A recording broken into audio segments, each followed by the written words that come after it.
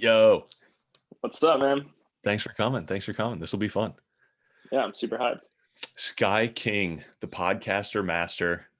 Welcome to my very first ever episode. And it's super, super fitting that you are the first guest because you are also the only reason that this podcast exists in any sort of professional capacity.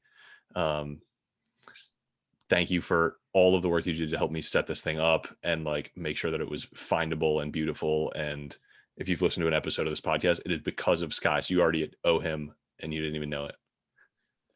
Appreciate the kind words, but I mean, dude, you also had, your audio editor, and you have all the work that you did for the book, and you have Jack on the images. So like, I just helped a little bit with marketing.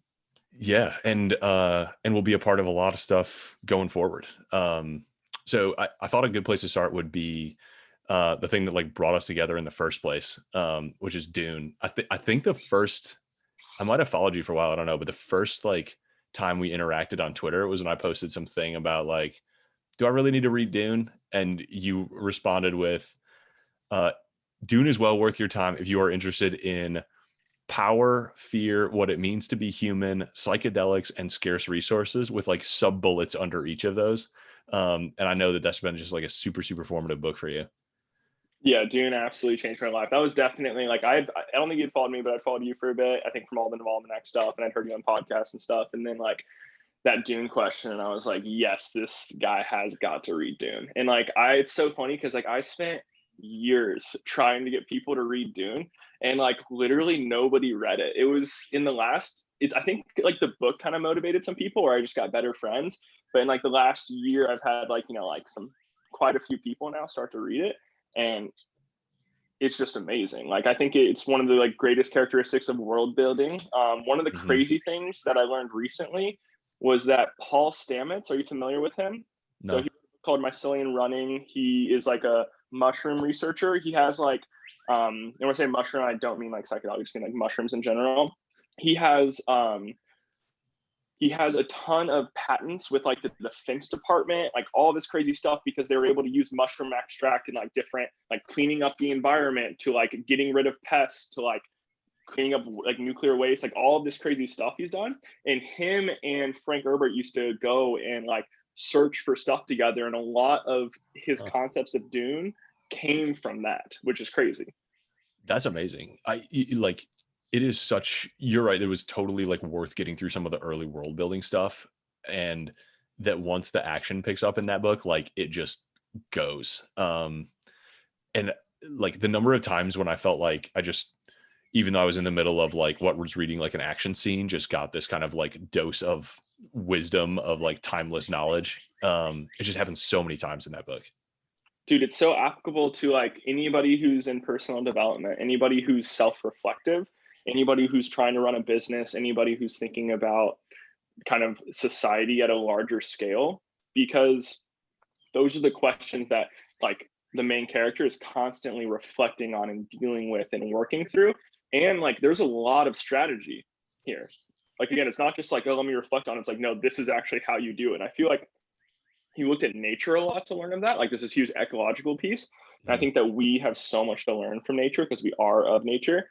But like just, like we're building machines right now. Like we're passing evolution at a rate that was impossible before. And I think that like we need to look to nature to help guide those decisions, because they've been doing the work for like millions of years. And I think Dune really helps set that like that view. And it's when you have something in a narrative versus just like reading a book, I think it just goes deep into the soul. Like it hits like a subconscious level.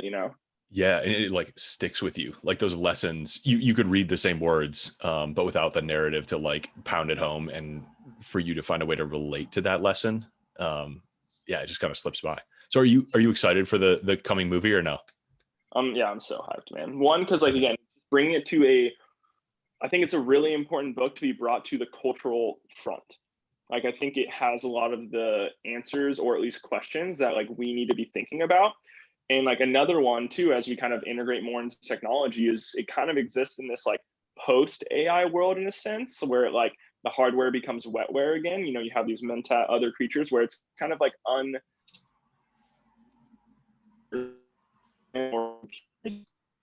like how do we biological systems to like get to that point. And I think like we're coming to that where it's going to be like the real question. So I'm super stoked. And like the cast is amazing. Like Hans Zimmer doing the audio alone and like the music and stuff is going to be so sick. It kind of sucks because it's split into 2 parts and it's already been delayed a year because of COVID. So like we're not going to get through the whole story until like 2023 probably. But yeah, I was excited when I saw the trailer, and that's what motivated me to read the book in a hurry. And now I'm like actually even more psyched, and I'm glad they're taking the time to do it because there's so much that happens. And it might make even a better series than a movie, but yeah, dude. So like the Foundation, are you familiar with it? Yeah. Asimov. So Apple is making that into like an actual like Game of Thrones-esque series on Apple Plus. I really wish they went that route with Dune. Like I wish HBO got the Dune rights and like we're building this like mega series, because you could go forever, because he wrote a ton of books, then his son Brian took over and they did like the prologue. Like there's so much to go into, but I think that might come after, like I think we could have a whole like Marvel universe of Dune. Whoa, cool. Yeah, I've only read the first one, but I know there's 10 more in the series or something like that. Yeah, there's a lot. I tend to focus on the first 3. Then they go to like, there's like basically a 6-book series though. But then there's also like different worlds, different perspectives. There's 3 prologue ones as well, which are actually quite good. So cool. Yeah. Very cool. So like that still sticks out for you from it, that like, not to put you on the spot, but no, I think the biggest thing that like, or maybe the thing that they wrestle with the most is like Paul's, like the conflict that Paul has is the main character between the kind of like how he's perceived and how he feels on the inside. And he's like taking over this kind of role as like a prophet almost, but he's like, I'm just like a normal guy, but all these people think I'm a prophet, but that's in service of this other thing like that I do want and can keep driving towards. Which it's like imposter syndrome, like writ large on a planetary scale, like, which is just a cool thing. What about yours? Well, like just like to go off that a little bit, one of the quotes that I love the most, and I'm paraphrasing generally, is like one has to become aware of the myth that they are in order to like ride that myth. And I think that's like, any amount of momentum that you have, or like Paul has, you have to get past that imposter syndrome and embrace the myth or the story that you're in that time in order to really achieve anything, or else you just like put the brakes on and fall off. And, I think Paul does a really good job of moving from that place of I'm a little boy. Like literally we start with he's a child, and then short amount chronological time later, he's almost a god. And it's just like that, dealing with that process, we start with him being named a human to like now he is, yeah, it's super classic like hero's journey of like low agency to super high agency. And he's also like, it's also an epic kind of training montage, which I love, and is happening like constantly throughout the book. So he's always like very intentionally leveling up or choosing to level up. And I actually, before I started reading the book, I didn't know, I had heard the litany against fear, but I didn't know it came from Dune. And so there's a few times where I was kind of like, oh, this is where this came from. Like, no wonder this is such a like legendary book. Yeah, I used to make t-shirts with the whole litany on it and like fears the mind killer on the side. So like that like helped me through. I used to have like really bad panic attacks, and that actually like was my mantra of just like centering. Yeah, that's really cool. I want one of those t-shirts if you still have them. I'll see. I think like my Shopify store kind of exists still, so I'll send you one. Cool. Yeah. Go for new ones though, honestly. It's so it's such a good thing. And like, even the concept of a litany to like remind yourself and have a mantra, and just get recentered. And the book starts real early with that and this power of it, and it's just keeps going. Yeah, I think that's one thing that we've kind of missed out on, as like, I don't know what your religious standpoint is, but as we've secularized culture a lot, because a lot of these tools were in religion, were in these different like quotes, prayers, like the prayer is kind of a litany, like something you say to yourself. And I think we kind of like, it got kind of corrupted by Western culture, and then we then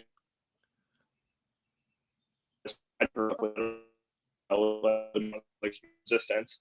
So this is really in a lot of ways as that like book of wisdom.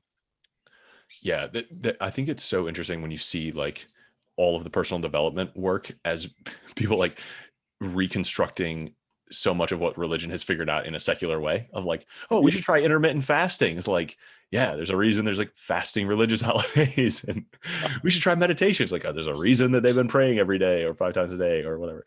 Yeah. Yeah. I think it's weird because we're kind of like reinventing the wheel, but I actually think there's some sort of benefit to do it in this secular way, because like there's also the parts that were like, oh, that didn't really have a benefit. Like that was just some dude who wanted some power here. You know what I mean? Yeah. But kind of like brought in. And I think, there's a lot of people who are doing a really good job, kind of controversial figure, but like Jordan Peterson being one of them, of who like taking those lessons, distilling them, and then like showcasing them to people. Cause yeah, it is like, dude, if you follow like the 10 commandments, like you're probably going to have a chill life. And if like you do the opposite of those things, you probably will experience hell on earth. Yeah. And but not for very long, because things will go very poorly very quickly. Yeah. Cool. So let's get into like you and your story. And I'm really glad to be like doing a podcast with you, because you're like the podcast master. So before we do, I want you to kind of lay out like what you're doing right now and where you're at, and maybe like why you love what you're doing, and podcasts in general, because I think is a huge emerging medium. It's still getting bigger, but it still feels like kind of a subculture. But like it's such an interesting world, and I love that we both live in it. So yeah, what are you working on now, and why are you so into it? Yeah. So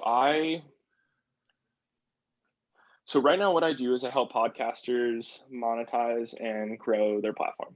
And I got into this space, and specifically around the monetization space, because I think that once it continues to scale, I think it's like the most optimum place to increase sincerity in media and decrease the influence of advertisers in media. So kind of counterintuitively, I'm working on podcast advertising and monetization, like very, very focused on that. And like the way that I've set up the company and work with my clients is that I am a drawbridge between you and the brands. I don't represent any brands. I represent the podcasters. They, in my mind, again, it's like it's trying to build this bridge. And my story kind of started with like around 2016. I was working for a big pharma company, and I was watching the 2016 election unfold. And I grew up in Kauai, California, lived in New York, but I was going to school in Indiana, and I just graduated from college. I went to an all-male school called Wabash College, which is like, that's a whole story in itself. But I was going back and forth between New York and Indiana, commuting a lot, and I was witnessing like the different narratives going on around the 2016 election. So everybody in New York was like, there's literally no shot Trump wins.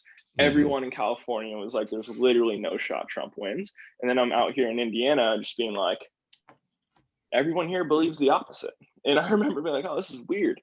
And this is like very confusing. And like the news seems like they're pretty sure about what's going on, but like I'm seeing a lot of different stuff in middle America. And then I started hearing kind of that narrative that I was seeing, like the reality I was seeing and trying to make sense of, being represented by podcasters. And I was like, wow, that's fascinating. And then I read this book called The Brass Check by Upton Sinclair. It's the same dude who wrote The Jungle. That's what he's most famous for. And so this book is by far the most powerful book, like life-shifting book. Like this is my Quake book, if you will. Like even more than Dune, though I don't love it as much as Dune. What it did is it really opened my eyes up to what was going on in 2016. And if you really like revert back, like essentially what happened is, so like I'm very liberal, my family's very liberal, and all of the liberal media was almost like 40 to 70% of the time just saying what Trump said constantly, even before he was like had a chance in the primary. And what that allowed to happen is Trump to become a movement and a wave. And they then like there's all these middle American and like rural people and on the coast too, but rural coasts to react to this like liberal narrative, and they would just run with anything and be Trump because he's an asshole, like that was like kind of the thing that was going on. And they're making a lot of money doing it. And Trump was making money doing it. His campaign was net positive until the end of the primary, which is like unheard of, because he was just getting massive free publicity. And I was like, became very aware in that moment, like, oh, the incentive structure that we have right now is not serving the outcome that we want. So I don't even care like who gets elected, to be honest, but I know the left-wing people don't want Trump to be elected. And I'm doing air quotes for people, but the way that they were behaving in the world was going to get him elected and did. Yeah. And so I was like, this is fascinating. And so reading this book was like, so it's called The Brass Check, because essentially the way our business model is set up, and this book was written in 1914, far before Facebook, far before all of this became kind of more common knowledge, and like your audience might be aware of this, but essentially right now the media business model we have is the media is no longer the product, the consumer is the product, the media is just a middleman selling the attention, and then the buyer is the advertiser. And so that is an unelegant system. Like there's friction, there's too many people at play. There's a massive middleman, and it's the wrong person. Like the middleman shouldn't be the creator. The creator should be content. But this was like very aware, and this is what the book really pushed back in 1914. We see it so clearly and obvious today with like Facebook and everybody using our data like crazy, and they can build these beautiful pictures, personas of who we are, and then sell that. But then it became like very clear to me. And when I looked at the places where people respected their audience the most, it was the same place where advertising had the least amount of influence, which was podcasting. Because Joe Rogan has, 2 other people as AJ and Jamie on the team doing the same numbers as CNN sometimes. So like when they lose an advertiser, they don't care. It doesn't matter. And it's plenty to come. Whereas, Washington Post loses an advertiser, or if like Jeff Bezos is upset at something, like it's a big deal. People get fired, like their lives get ruined, and there's like high consequence. And so I was like, okay, the monetization system is broken. So I was working this big pharma job, basically had emailed this author who I was kind of obsessed with. He sent me this like list of 10 books to read about media to go deeper into it, Brass Check being one of them. Another one being The Image by Daniel Bornstein, phenomenal book. Amusing Ourselves to Death, also great. And like a few others. Those are my top 3 from it. And Daniel Bornstein was like the librarian for the Library of Congress, like has a ton of info, and it was like, that book was phenomenal. And then Amusing Ourselves to Death is like very, very pertinent to today. So I'm like digesting this, working in this big pharma job, doing global pricing, global branding. So it was super cool. I worked in oncology, which was devastating. I had to interview, hundreds of metastatic breast cancer patients, learn about their story, become very empathetic with it. Everybody that I worked with really wanted to help them, but then also would then go interview the payers of these healthcare systems, and the stuff that they would say, like, I don't know if I'm allowed to say it, but it was insane. And it created so much sadness within me to see how our systems were incentivized, and it was not for health. And then we'd also interviewed doctors, and I was like blown away by how bad the doctors are. And like, again, there's some sort of a bias there, because these doctors, for whatever reason, are willing to take $400 to do an interview with us. So there might be like a lower caliber there, but I was incredibly bummed at that system. And so I focused more on global. So what my team and I would do is we would go to these mostly European nations with single payer healthcare systems, and we would negotiate with them actually. And drug prices ended up being, somewhere between half to 1/10 of the price at those places. And we're talking like cancer drugs. So we're talking a lot of money. And that was like a phenomenal experience, but I've almost taken no pharmaceutical drugs. So it was not like my scene. And I'm emailing Ryan. I basically was like, dude, I want to build this company that helps. I think podcasting is the platform. And I think that we can build a platform, like a technology, to allow podcasters to monetize without advertising. And he was like, cool. And I was like, what's my first step? And he was like, you should go like look at Gary Vee's team. And I'm actually quite close to people on his team now. But at the time I was like, man, I just watched him interview you for Conspiracy, and that was awful. He was like, give it a shot. So I watched the next podcast, and on it, it's Aubrey Marcus, who co-founded this company On It with Joe Rogan. He's really close to Tim Ferriss, like I don't want to make comment there, but like at the time they were very close. Like Ferriss said, he was one of the 5 people he would want to spend time with when he was asked that question, was Aubrey. And I just So I'm listening to Aubrey on Gary Vee, and all of a sudden Aubrey says like, my mom lost to Billie Jean King at Wimbledon in the semifinals of Wimbledon. And so my last name's King. My dad was married to Billie for 25 years. I lived with her in New York for 3 years. So I'm immediately like, yo, Billie, who is this woman? I need to get in contact. And she was basically like, cool, find her number. I'll talk to her. Yada, yada, yada, stuff happens. Aubrey's like, cool, I'll interview you. And so I eventually like come down, I like take a few days off work, go down to Austin, interview with Aubrey. And he was like, I don't have a job for you. You seem smart. We had like a 90-minute interview. I was going like in on all the stuff I wanted to do for his podcast, how important I think podcasting is, like all this stuff. He's like, cool, I don't have a job for you. If you want to go work the front desk at the On It gym and make smoothies, you can. So, I quit my like big boy, like very good job with like going to get my MBA through them, like all this stuff, like doing incredibly well to go make smoothies at a gym with basically no promise. Like, we'll see if it works out. So that was like my, as like your hero's journey. Yeah, that was the salto mortale, right? Like the leap. And so, yeah, the call to adventure, if you will. So then I did that, and my girlfriend came down with me. We moved into this like horrible apartment that was close to On It. I could just like walk to work, and I just grinded. So I started working at like the front desk, saying yes to everything, just grinding, doing my podcast on the side, trying to meet as many people as possible. And then it's a very fun, like intense, but like healthy environment, which was like really cool because I was going from the Midwest to that, and I really wanted that. And so eventually I'm like in the sauna with the VP of marketing at the time, and he was like, oh, what did you do before? I tell him, he's like, why are you making smoothies? Like, come to work for me tomorrow, like essentially.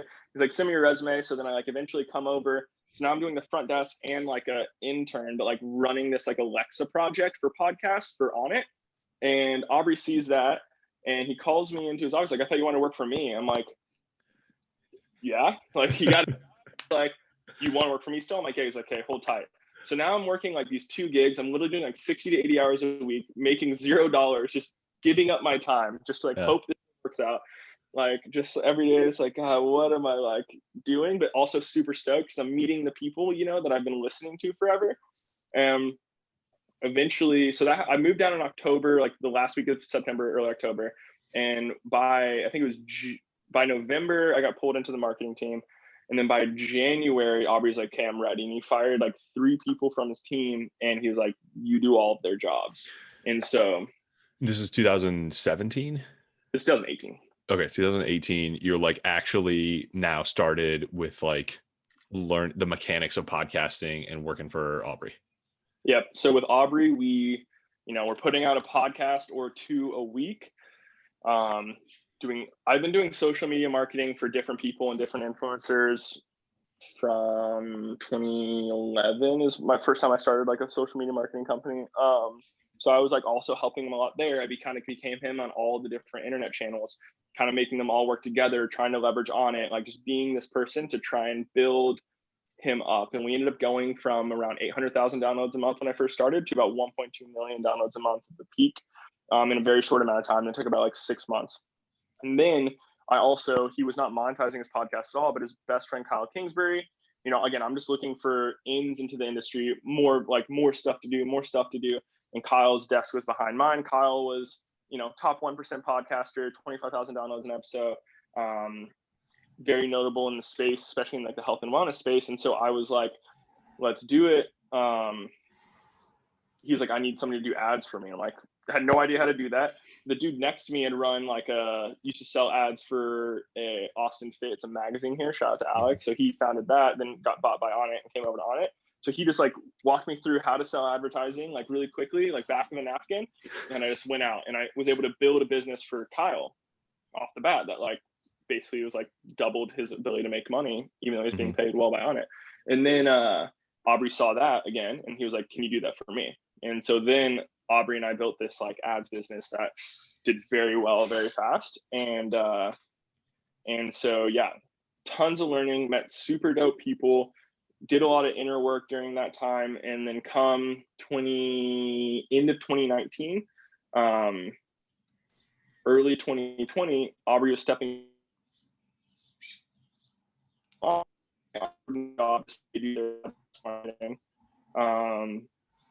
was like, "You're coming with me. Like, I know you," because he's always been like, "I know you want to start a company. I know you want to like build things." He's like, "I will help you start your company. I'll be your first client. Let's do this. Like, start now." And so another like call to adventure. So like this is, I start getting really excited. I'm like planning, like I've always wanted to, be able to work from wherever I want. So I'm like gonna go spend 3 months in Amsterdam and like run my podcast business from there and just like really enjoy myself. I'm like looking at Airbnbs. And then, so that's like late February, fly to California. I start to like, be on Twitter, start to see a lot of stuff about this COVID thing. And I'm like flying February 28th, I'm flying to California for my mom's birthday. I'm starting to see people wear masks and stuff. I'm like, something's amiss here. And then like March 7th, like I just started my company, like technically on my own, like a week before the world shuts down. And then podcasting for the first time since Serial, the rate at which the growth was happening decreases. So it was like, oh, interesting, because the commute went away. But with the commute going away, it was actually a huge blessing because radio died. And all the advertisers switched from radio to podcasting. And so then I was starting to able to fill people. And so I went from, Kyle and Aubrey in March, adding like 2 more by April. And then to now we have like 13, with like most of them coming on pretty early. And it was just like this like very lucky, very powerful moment. And that's kind of been my journey to really also focus on monetization then, to kind of bring it full circle. Started doing a lot of growth stuff because I found that I do have a lot of tools there. And if I can teach the right people how to do it, I think that we can really start to shift how we grow podcasts, because it's really difficult with a low discoverability feature. And I think, I mentioned this earlier, but we're like really working on a lot of the analytics behind it and trying to build a Moneyball of podcasting, which I'm incredibly hyped about. We're starting to get some of the early regression analysis out of that, and it's really, really cool to see. So, and then like even more full circle, just came back from the Bitcoin conference and like really trying to see now how I build that platform that truly allows the creator to monetize their audience directly, but in a way that, because like Patreon's never going to beat Facebook. Like that's impossible. You're not going to win on a subscription model. But I think that we can build something where we gamify it in such a way that the audience is like dying to give payments to the creators, to be seen, to feel heard, to win, to compete, to do all these things. And so that's really where, like, this is the idea I had when I emailed Ryan in 2016. Now it feels like more than ever is the time that this is real and can happen. So do you see that going like in the far future? Do you see it going towards something like Spotify, where the ads are just blank and like there's almost a Facebook bidding process for ad space in different podcasts? So like my goal is for there to be 0 ads. So a little background. Himalaya, the biggest podcasting platform in the world, 2017, the entire US podcast market was $700 million in revenue. Himalaya was, and it's spelled like XI, Himalaya, kind of like Himalaya. It was $5.2 billion with 0 ads. And I'm thinking like the closest thing we have in existence to this right now would be like a Twitch. But I think there's a way that we can do something like way better. It is wild how early days we still are in podcasting. Like we all, I think everybody's aware of it when it was really small. And so even though it's way bigger than it used to be, it hasn't changed so materially that people have like shifted into thinking that it's like going to be a pervasive global medium yet. Dude, we're still so early in media.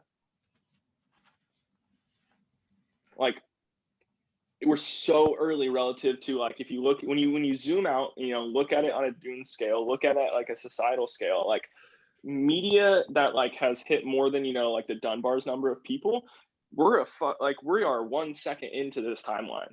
Like the winners have not been decided. The game hasn't even started. Like we are just starting. Like as we integrate more into machines, as we start to understand technology better, as we globalize language processing translate language like right now the financial system is now getting to the last mile, right? Like, or it's starting to with some of these like the Strike project I was talking about earlier, where like we now 70% of El Salvador's bankless, but they can have a Bitcoin wallet. So like the finance system's starting to get to that last mile, but the media system still isn't there. And Facebook is kind of in those things, but that's just like the worst incentive structure we could ever have reaching their fingertips into here. And again, that is the first touch on the internet that these people are having is through Facebook. And again, it's touch number one. Like, we are so early in how we interact online, how we interact through technology, and then also how we monetize that. And so in podcast specific, we're deeply early. Like, it transforms all the time. You look at what Apple and Spotify are doing. They're trying to take it the way of TV and radio, but like, I'm way more into like what Twitch is doing, what YouTube is doing, and how they're thinking about media. Because like, when is the last time you saw like a 2-year-old on Spotify, or on Apple, but I see 2-year-olds on YouTube every day. Yeah. Yeah. It takes a lot of, I don't know. I mean, the theme there may just be like all of these, it becomes much more of a meritocracy when it's an open platform and everyone is contributing to it. And it allows for like much greater niches. And like that uniqueness of the ecosystem, the heterogeneity of the ecosystem tends to mean that like anybody can find their own exciting thing, and it adapts so much more quickly. Yeah, and it's absolutely beautiful. Like, I want creators to truly have the capacity to have the 1,000 true fan thing and live a very, very, very comfortable life without having to sell t-shirts, courses, like all this extra stuff. Like, I really want them to be able to just be themselves to 1,000 people and have that, be like a 6-figure income that they can like exist on. And I think that's where we'll start to see so much more like emergent technology and creativity, is through these communities who can fund creators to be creative, as opposed to funding creators to sell them bullshit. Yeah. Like, when we can do that at scale, like the creativity, like the software that's going to come out of that in these micro communities, like imagine if like software companies were building for 1,000 people, they're building software for people who had read the Navalman Act. And it's like, okay, we're going to build all of our processes with like the lessons we learned in here, or like, in leverage, like we're going to go through and be like, our entire software is just to help this community of 1,000 creators use leverage more. Like, that's purely the incentive. Like, that's our goal. It starts creating these ecosystems where we can make a really exciting world. It's the opposite of that like dystopian blob, everyone's the same, like just taking drugs to like numb our senses kind of thing. It's like, no, like we're all hyper individuals, and we choose where we get our media, and we like are stoked. And it's nice because it becomes just an anti-fragile system because everything's hyper decentralized. So stuff starts to go right in a certain place, like doesn't really affect the whole ship. Yeah, that's super, super interesting. It's like the I was trying to come up with the sci-fi that's like the opposite of the Gattaca vision. Like, what is the sci-fi that has the most unique, decentralized culture, maybe, and the most unique individuals? Dude, I don't know, because like since we speak English, like it tends to be the thing they write about is the opposite of that coming true, because that's where our inherent fear lies, is people who tend to be a little bit more individualistic. There might be some like really interesting Chinese sci-fi, which probably not, because they don't get to write a lot of interesting things. No offense. I mean, Three Body Problem was amazing. Dude, that is super interesting for sure. But even then, it's talking about towing the party line while towing the party line. That sense of like, hey, don't ask that question, don't say that thing. Like, the whole like work up to it is her like worrying about the party line. You know what I'm saying? Yeah. So let me okay, let's go back to like 2018, and let me like try to recap and reset. So we've got 2018, you start working for Aubrey and Kyle, and you're like you're basically like monetizing and growing their podcast for them, which is like what you will eventually go on to set up your own company doing, which are like learning that skill kind of on their behalf. So they got the audience set up, and they just don't have this skill. And frankly, like probably back then, like very few, if any, people had that skill. I think you were like one of the very early people kind of self-teaching this kind of incredible like way to monetize this totally new or still emerging medium. Did you like, how different is life? It was no, go for it. So how different is life now that you're like, what was the threshold like between basically working for those two guys versus like you have set up your own company now, but those are still your main two clients? So yeah, I mean, so if we want to get into like more leverage things, right? Like, so now I have to spend so much less time on actually doing it, right? So not only then was I coming up with the strategy and working with them on the strategy, cold calling the brands, finding brands that the audience would resonate with, doing the negotiations. I was also like creating the posts, like writing the copy for the podcast post, and then the stuff, and picking the clips we would use to promote the podcast. Like I was doing everything. So that was brutal. And into the beginning of COVID, I was doing everything then too, because everything was scary. And so then I started really as fast as I could, but also as thoroughly as I could, finding team members to help me have the freedom to where now what I do today is, like right now, my goal is to get the amount of actual like work I spend doing on this specifically to 5 hours a week. Well, we have like way more clients we've ever had like way more revenue, like a lot more going on, but like that's my goal, because I want to be able to build this next project in tandem, and that's going to take like 40 to 50 hours a week. So it's like, this is what I'm working towards. So like I've literally built out my plan through June to get me to that point, but to be honest, I'm not that far off, just like naturally. Interesting. So like, is the reason you went out on your own is that then you were in a position to maybe go set up, then you could start hiring people, like splitting out tasks.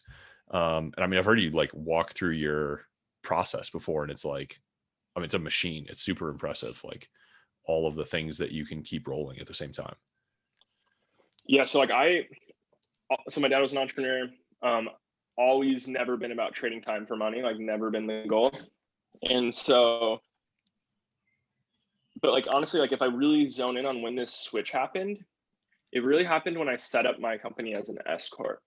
And then I started to think, and I legitimately believe this, and this is going to sound incredibly rude to some people, you're not an American citizen unless you're an LLC or an S corp, and then you become a citizen, because like you're not in the game.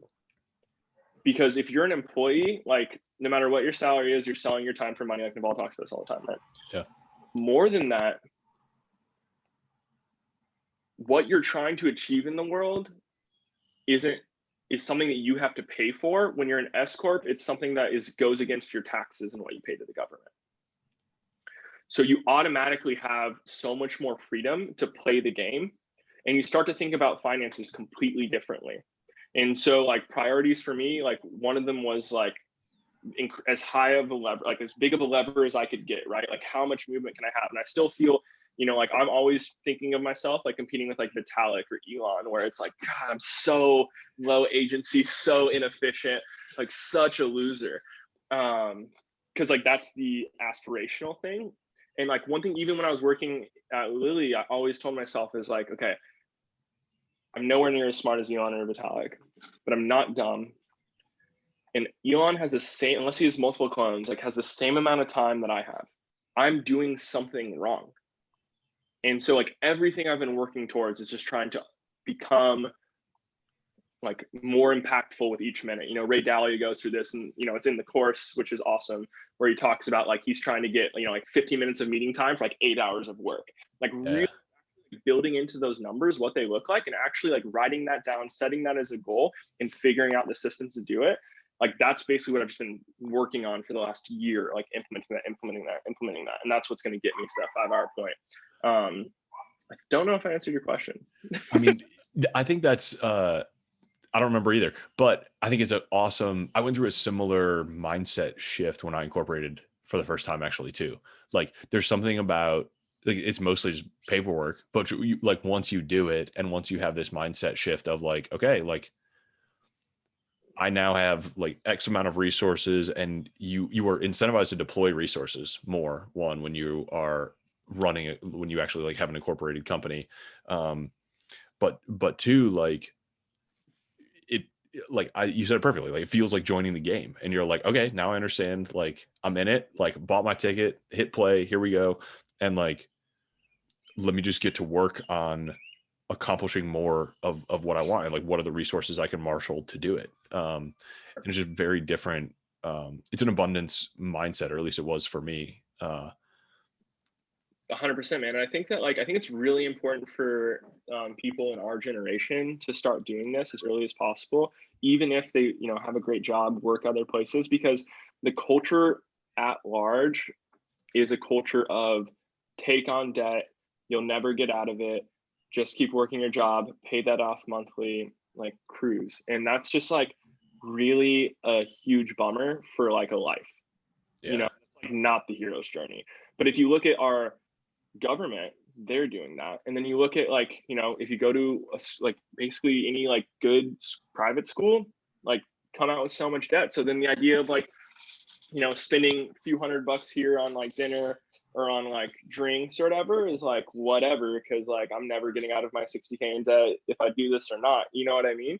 And so when you start to actually think about, and a really good book that does that kind of like narrative, but with really good lessons, is The Richest Man in Babylon, where like that was a huge one for me, just to be like, yo, every little gold coin has the ability to make more gold coins if you use it correctly. And it's such a travesty to have like, especially when you're at a place where you're in debt or you're not really sure what to do. People just like start saving for a house because like that's going to be the thing, where it's like, no, you can start to think in this owner mindset, in this like investor mindset, in this, if you just like set up an LLC and start selling like social media services to random people, you'll start to play the game super differently. Because you start like, this is a company that anybody can create right now and like very well on, is do like learn Facebook advertising on a weekend, just crunch for a weekend, find like 10 clients doing that, realize how bad it sucks to do 10 clients, start hiring people to do it for you, give yourself like a 40% margin. And then all of a sudden you're like, whoa, I just built a business that's like running and I'm making more money doing that than I am at my current job. I'll do both for a while. And then eventually like the economics just don't make sense. And you're just like, whoa. And we have this like myth that I hear all the time around like health insurance. That's why I like want people who are 22 to be doing this. Like I have someone working for me right now who's in college. Like my goal by the end of the summer is to convince him to drop out, because I'm like, bro, you are wasting these next. And he goes to the same school I went to. I love it. I like in like on whatever for alumni stuff, like donate whatever. But it's just like, dude, you're wicked talented. You're wicked smart. You're just wasting time and spending money when like you are only on your parents' health insurance until you're 26 in this country. And that, though it's not the end of the world, is an expense. Like I pay $570 a month for my health insurance, and it's like sucks. But it's, I mean, it's important. But it's just like, what's crazy is under Obama, and sorry, this is a bit of a tangent, but like you actually got a tax penalty if you didn't have health insurance.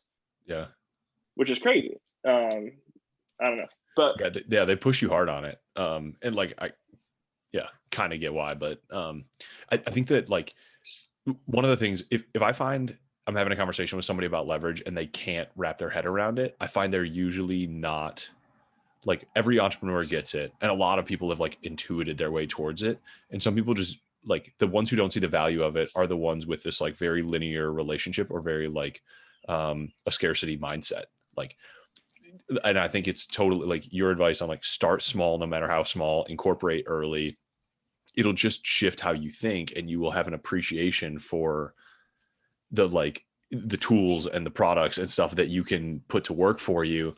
And there's so many, I mean, like, I think your story, like we can go into it in more detail, but like that year and a half of like, I'm doing this thing and it's working, and I need to figure out how to do it in a scalable way. I need to figure out like, what are all the pieces I need to put together so that like I'm not the one doing every one of these little individual things. And I've heard so many stories of people doing that intuitively once they get themselves into a position where that rewards them instead of penalizes them. Yeah, 100%. And like, again, like a lot of the school culture is built for you to think the opposite, right? And it's almost like when you step into that incorporation, you actually start to think about it that way. It's almost like a mini Gom Jabbar, you know what I mean? It's like you're testing human. It's like, oh, can I handle this? Because it's a little uneasy, there are times where it's a little scary. I remember when I like hired on 6 more people to my team, and I was like, whoa, I can't just like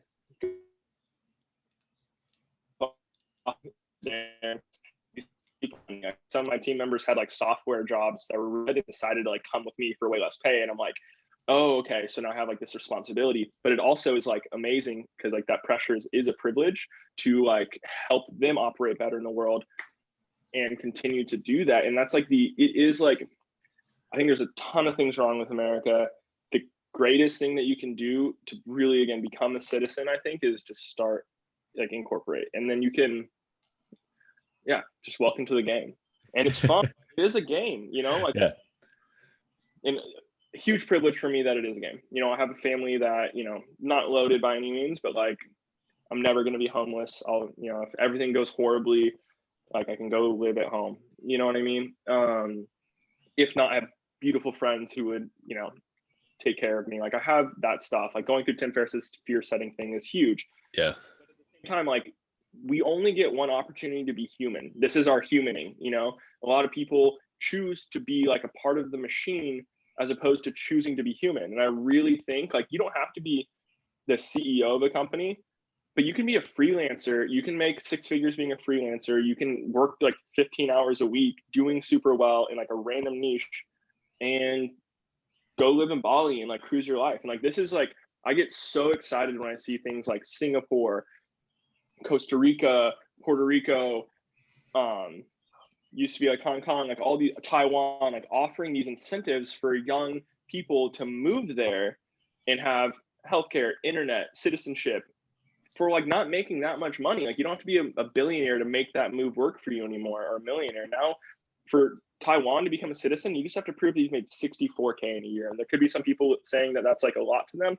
But if you're doing like an agency, and again, go back to that Facebook ads model, 64K in a year is like 10 clients at $600 a month, which is like the easiest thing you can get for Facebook ads. Like most people do more like 5 to 10K a month per client. So yeah, and that's a playbook that's generalizable to like whatever you are interested in, right? Like there's 10 things that would follow the same model for anybody who needs to still get started. one last thing on that is just the key. Yeah. What you're buying with that is the mindset and time. It doesn't even have to like come to the revenue. Like even if you hire people out to do it and you're only getting like 10% of it, but you're still a student or you're still like at like a full-time job, it's about shifting the mindset and buying time to realize you can. Like one of my closest friends, he interned at the company I used to work for. He went to my college. He was in my fraternity. I started like kind of like mentoring him when he was a sophomore. He was like from his freshman year doing an agency, doing web design, doing this stuff. By the time he graduated, you know, he was doing like 6K a month, but went to go work this kind of like big like healthcare job. And like I was like, what are you doing? Why did you accept that? You already have the groundwork. Like just go. Yeah. Oh, and he was like, no, it's like, you know, the name, like all ego stuff. I'm like, dude, you're not going to survive in there. I think he made it 3 months. Now he's crushing it, you know, he's 22 years old, like absolutely crushing it. And it's just like, and I think it's really important to start in the things that you're interested in.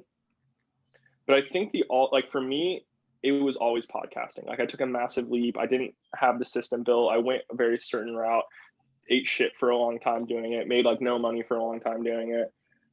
But it's because like I've always been very ethically, morally driven. And I think this monetization system has to exist for us to, like, I think it's one of the, you know, 5 to 7 things that's going to lead to the destruction of our society if we don't get it right. So like, that's that. But you don't need to be interested in this. You should just be interested in your time. You know what I mean? It doesn't have to be a passion. It's just like, I'm interested in playing video games. So like, I'm going to figure out how like I can teach people to like monetize on Twitch. Or it can be like, I'm interested in playing video games, so I'm going to make Facebook ads for random people for like 5 coffee shops around me so I can just play video games all the time. Cool. But you're in the game. Yeah. And like once you're in the game, you'll start to see other opportunities too, right? Like just kind of start playing the game. And like one of my friends who's now a very successful tech founder is like, he was doing exactly what you described of your buddy who's like started a social media agency in college and like was busy like taking phone calls from clients from small local businesses in the middle of class. And like, it wasn't like a super, super successful agency by any means, but like he was going through the motions and he was in the game and he was figuring it out. And he was one of the first like people in my age cohort to build like a real successful, like big company. And I think like he just had a bit of a head start on the game and the mindset just from doing that. You should start. Yeah. So like, I'm super fascinated by the systems that you built. So in that kind of like year and a half between like brand new company and where you are now, which is like an amazing spot. And Modern Stoa is a super like, I mean, is helpful for me, but like I'm a small fry compared to some of the other people that you help out. And it's an incredible process. So like, what were some of the biggest inflection points that got you from that kind of like one man band to this point where you're at now, where this is kind of like you're able to just let that process run so you can focus on the next like big leap? Yeah. So I think it's really like smart to like start being just that one man person and always be thinking about like, how do I make this more efficient? Like it's like most of the people who gave me advice early on were saying, do everything yourself first, try and find like the loopholes. So like one of the first things I did that became very helpful for me was I started only contacting advertisers that already sponsored podcasts. And it's because you have the whole podcast directory. I can just go through top 100, see who's sponsoring podcasts. So I don't have to sell a brand on why you should sponsor a podcast. I don't have to sell a brand on, you know, how they understand performance metrics, all this stuff. I don't have to sell them what a CPM is, why podcasting is like a super high CPM things, cost per 1,000 views for those who don't know. And so that's where I started.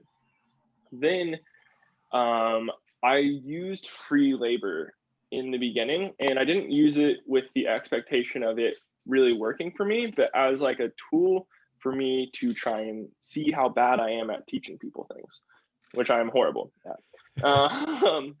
Where'd you find free labor? So again, the school I went to is in this very small, like 850 dudes. I like helped kind of build their Center for Entrepreneurship, business entrepreneurship program. So I'm really close with the director of that. So he was paying people to work for me, and he did that even before I left, like started doing stuff for Aubrey. So I was running my own podcast, and I had this intern, Marcus Torres, shout out to Marcus, who was helping me with a lot of the podcast stuff. So like I was going through that motions with him, teaching him. He didn't have a summer job before doing Teach for America. So he came on, worked for me for the summer. And I realized like all of the spaces that I like wasn't communicating clearly, what he was good at, what I was good at, all this stuff. And then I met another one of my like college friends who had been doing SDR, like so sales for a tech company. And I said, hey, can you teach us your sales process? So he did this like huge write-up that was this like 2-page explaining like how to do sales from a tech company, how to prospect, all this stuff perspective. And I was basically at that point saw how kind of good he was at thinking, saw that, you know, he was into the same stuff on the internet that I was. He was running marathons, like doing all this stuff. And I was like, can I hire you to do it? And so he was like, yeah. And so he really helped me build the sales scalability system. And so I think to distill a little bit, first step, do it yourself. Second step, try and teach somebody else to do it. Third step, find someone who does it better and have them teach that person to do it. Or if you can hire them, hire them. When you're hiring people early on, you don't have a lot of cash. Like, don't ever give up pieces of your business, but you can give up pieces of deals. So that's what I would focus on. So that was a huge inflection point, because then all of a sudden I wasn't doing any of the sales calls. I wasn't spending any of the time like negotiating with brands. I wasn't doing any of the admin. All of a sudden, when I was focused on now, we had 2 clients, it was time to get more. And then that allows me, that gives me the space to then go out and get more clients. So, and also be very specific about the clients that we brought on. So I looked at the brands that we had and I tried to match who would be the best clients. And I also looked at the brand that I had with Aubrey and who was like kind of like a big fan of Aubrey. So then I started going through the like health and wellness podcast until I could like really kind of own a solid niche of that space. Yeah. Pivoting from like building on the strengths that you already had and taking like the next adjacent sort of clients. And that's awesome. I think it's all really smart. I think like that's a good example of people tend to like not find the ways to make the next step smaller. And so I think they like psych up this like first, oh my God, I like my first hire, like I got to make a leap into like somebody who's like 50,000 a year and commit to it forever. And you found this brilliant little hack that's like, I actually like kind of learned how to manage an employee before I even had to pay for one, so that I knew when I made that bet that I had like higher odds of winning it. And like that happened, I don't know, like every step that you took was like a much smaller than most people think that step is. And you just like found a way to de-risk it before you went all in. Dude, 100%. Like that's one of the things that I look at I don't know if it's like luck or skill, but I have every launch I've taken, I feel like unless I just totally screwed it up, it wasn't going to fail, because I had kind of like had clients in mind. I had people in mind. I like made sure it was always in my favor, like what Naval says, it's like, just don't get out of the game. Mm-hmm. Like that's the only way to lose the game. Like don't go bankrupt and don't destroy your integrity, right? It's like those are like the two things. And as long as you can stay in the game, you're in the game. So like that was definitely a huge part of it for me. The other thing is like working directly for Aubrey for so long and like being so close to him and watching how he managed stuff. And like I learned like a ton from that experience. And like, but the two real things that I like, every time I don't listen to these two things, I'm like, feel like I'm just stabbing myself in the back. First one, I said, I like, and again, I phrase these. I told him what I call these now. Like he thinks it's hilarious, but it's Nike that shit. So like, just do it. Yep. Like stop waiting, stop overthinking, act. And like I'm an overthinker, like to a T. So like I spent, the entire time I was at a pharma company thinking of this business, and even to this point, like the thing that got me, I'll get to that later. But okay, so then the other is move fast. Like Aubrey moves fast to a fault. It's like boom, instant. And like I like to be deliberate and smart, but knowing that about myself, or sorry, I would say deliberate and strategic, knowing that about myself makes me realize that the thing that I just need to do like 1 to 5% better at is move faster. Yeah. I'll probably be okay because I don't move that fast. Yeah. I mean, both of those, the version that I use that I think like both of those echoes, like action reveals information. Like if you are uncertain, if you take an action, the right next step will reveal itself. And like I try to plan like steps 3, 4, and 5 with not enough information. But if I take step 1 and 2, like 3, 4, and 5 will seem obvious. Right. Yeah. This is one area where Dune is a bit of a trap, because I sit there and think I'm a mentat and I can see like 40 steps ahead and be like, good. And somehow the world does have a way of coming back to that point, but it's never the path that I thought it was going to take. And really, it's just like take a step. Like in my journaling system, the tasks are called steps, but it's like just a step forward, I like that. Step forward. So give us a sense of like, if you can and are comfortable talking about it, like what you're working on now and what you're hoping next step to put out. And I think the teaser you gave me before was like Moneyball for podcasting, which how can anybody just not get excited about that? Yeah. So then from the sales thing, I kind of another forcing function happens where I had not done growth marketing for podcasts, even though I had like built a very unique skill set for that, because it seemed unscalable to me. Oh, I didn't know how I could structure it in a way that it wasn't me working like 70 hours. You're trying to figure out steps 4, 3, 4, and 5. Yeah. And I was like, I don't want to do that. And then Aubrey was like, yo, I don't want to do ads anymore, but I want you to help me grow the podcast again. And I was like, all right, let me think about it. And then this network down here called Hot Pie Media, who like has a ton of money, who's building these like podcasting, was like, we want you to take on 5 of our clients and grow them. And I was like, okay, this is knocking at my door like all the time. Then like another person reached out to me for it, and like 2 other ones. So like all of these people were like, we need you to do this. And I was like, okay. So then I had to think through the model of like, what is like the MVP that I can do that I know will like kind of work in certain ways. So like one of the ideas that I've done for Aubrey was like this kind of player optimization stuff, which is kind of the main thing that we did together, right? Like how do we start to rank for terms and for these specific things? And then also like, knowing that a lot of people really struggle to even just put out a podcast, you know what I mean? Like knowing where to put it, how to do it, how to claim your feeds, all of that stuff. And then I kind of thought through, what are the other problems that, these podcasters seem to have, and how do I like fit my team into that. So a lot of that was also creating content around the podcast, which you got really good at. Mm-hmm. In like a year. And so I started figuring out how to train people that, finding people for a team that could work on that, trusting Trey, who is my salesperson on the monetization side, that he can basically run the show there. And then started bringing these people on. And the one thing that I really wanted to know, coming from like an economics background, coming from someone who's like obsessed with statistics, is how do we turn this art into any more of a science that we can? Mm-hmm. And so my buddy Ben decided to not take the software job and to come on and work with us. And so what we're trying to build is like what I call the money ball of podcasting. And essentially what we're doing is we're taking these massive amounts of data from every action that the podcaster does, that we collect information through different links to see where they're going to different players, kind of like how we set up with Podkite for you. We do both Podkite and Chartable now, depending on what we're going for. We do like, you know, as many variables as we can pull together, we codify them in certain ways, and then we like regress that against increase or decrease in downloads based on the average.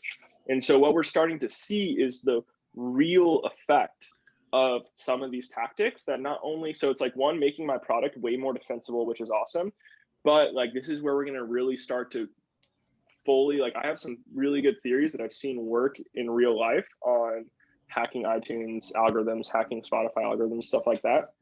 But this is where we can start to like back in that data as we add clients on. It becomes this network where we're just crunching these numbers and starting to see, you know, what type of guests tend to resonate with this audience, help grow the most, what things, and I want to get to a point where we can somehow, when people say certain things or talk about certain subjects, so I can go to the host and be like, yo, you should say, so for Aubrey, it's like you should say, or for Joe Rogan, let's say, you should say like elk 7 times, and your podcast is going to do like you'll get 1.5% more memes made about you. You know what I mean? Which will then grow the podcast in this way. So really be able to break it down. And so that's what I'm really excited about from the agency perspective. And then what like I'm starting to devise my time onto, I essentially like went to the Bitcoin conference because this person who had asked me to come start working with them is creating this thing where they are kind of creating like a decentralized community platform for podcasters, and you can pay on the Lightning Network with sats, and it works. It's super cool. But again, this was another like forcing function for me because one of my clients introduced us, and I was like, yo, this is kind of the company that I was trying to build in 2016. And it just made me really wake up and realize like Polkadot is launching soon. This is the technology I believe in. With the failure of Clubhouse, sorry if that's like too strong. I don't know if that's fair for Clubhouse. We'll see.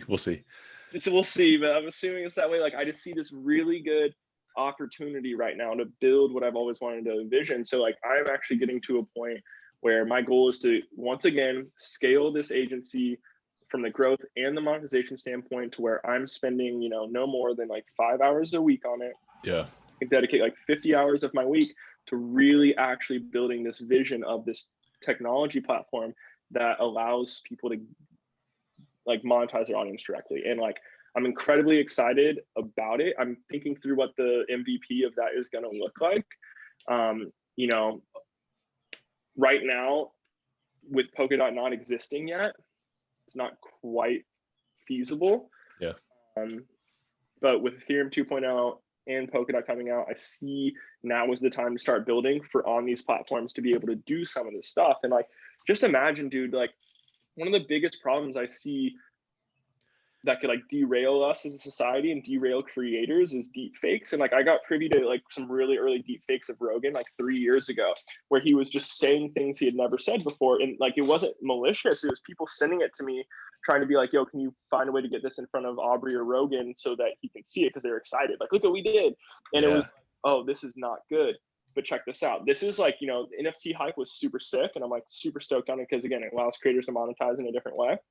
But also what it does is it validates the source of something. So if we can start to say that this content came from this creator through our system, through an NFT, and then they can also make money on top of that.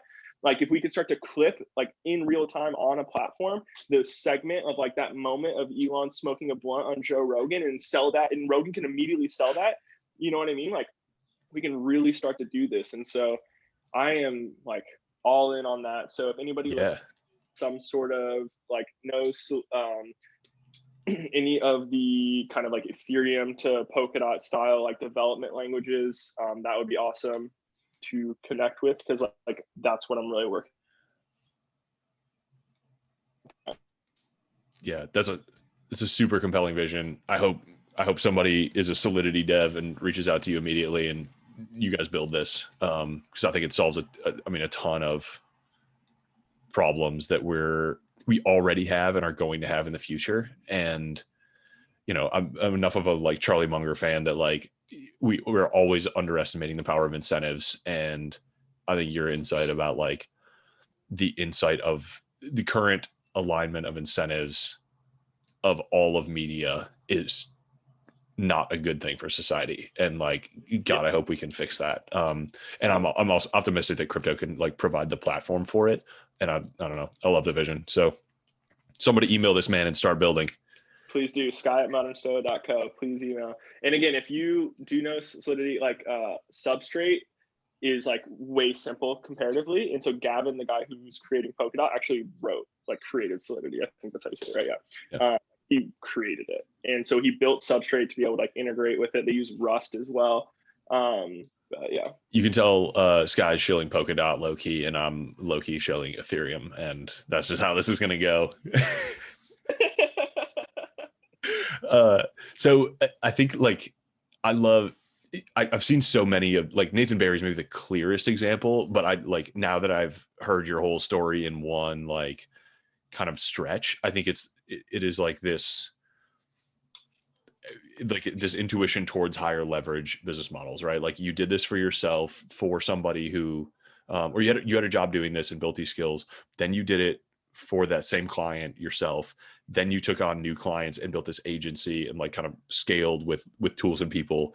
And now you're like using that capital to go build like the platform product software version, which I mean, a lot of startups I think are so risky because they try to leap straight to that like huge platform and they miss all of the like skills and talents and insights on the way. And so I think the best software companies and platforms have been built out of agencies. I've seen it happen a few times, and like I think it really reduces the risk of failure, to kind of have that to decrease the size of the steps like we were talking about, right? And like you're already handy with some of these forms of leverage and you're just adding others, but the outcome gets so much crazier.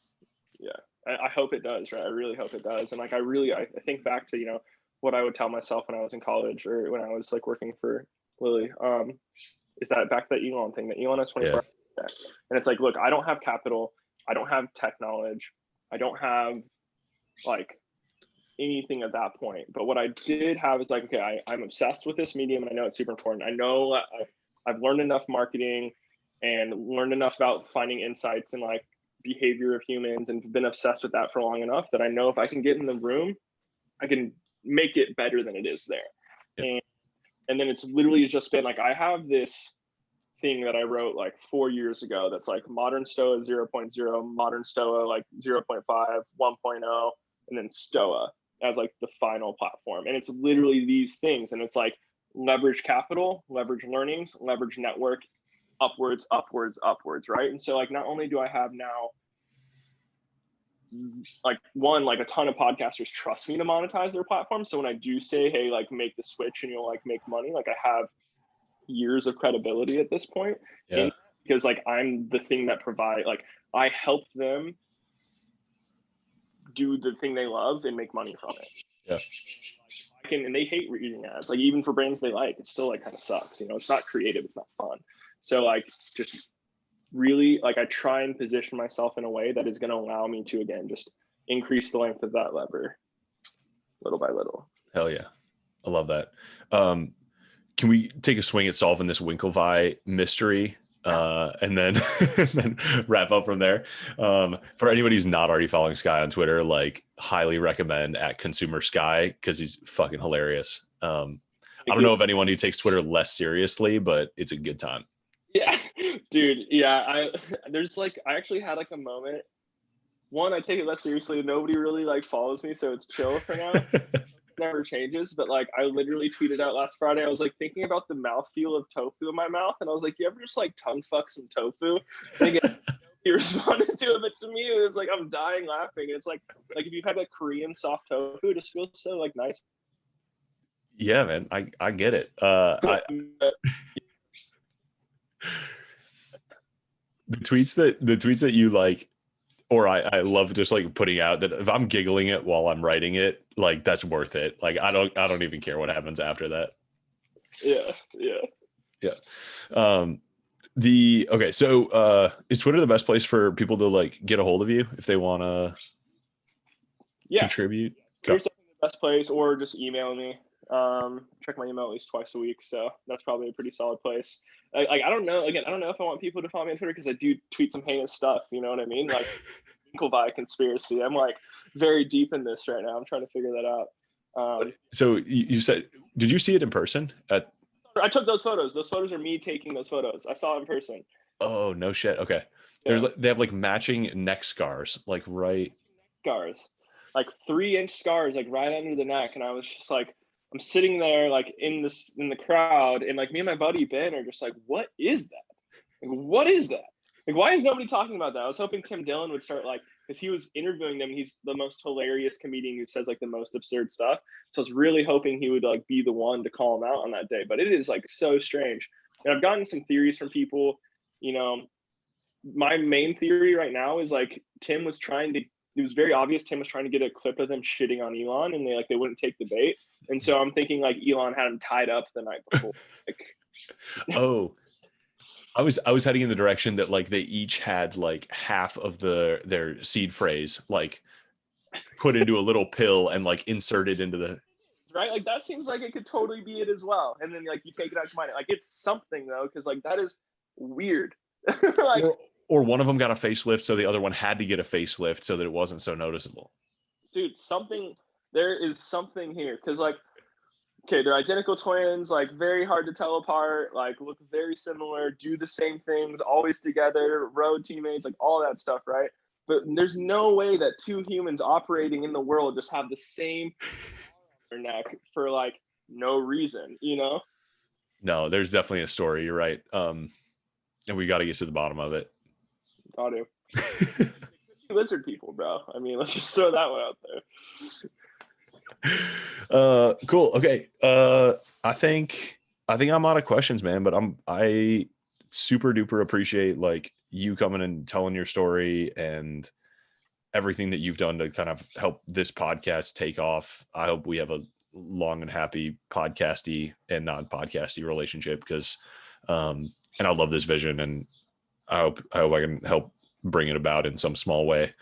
I think it's magic. And I think you're right that the podcasting medium is magic, and it brings authenticity. And if we can bring alignment and authenticity, like we'll really get somewhere good. For sure, man. Yeah, I just want to thank you too, dude. Like you have one, like I think you have a great like energy way about you. I think you bring a lot of good stuff out of people. It seems like, you know, you really like tend to like believe in people, and then they like really like believe in you too. And, you know, being a part of this leverage group in the Slack channel is like super sick. All these like amazing people who are just so stoked to be your friend. So you're doing like many things right. Thank you so much. I'm really glad we got to connect. Love the Navalmanac. Like that distillation was amazing. I'm excited to see what else you produce. And yeah, I mean, do you have any, like, just if you could like distill, summarize, think through, like, you know, let's think of that like 21-year-old who's listening to this, who's in school or like going into summer, like what would be a way for them to actually like work on their leverage if it's not incorporating, it's just like them in their day-to-day life? I mean, I think, yeah, I like having the like get in the context where you feel the benefits of leverage, and that will like kind of make it feel intuitive. I think if incorporating is like scary and not the right thing, then like being a freelancer gets you there. Like take on any client job or project where like you have some agency to kind of figure out how to get it done.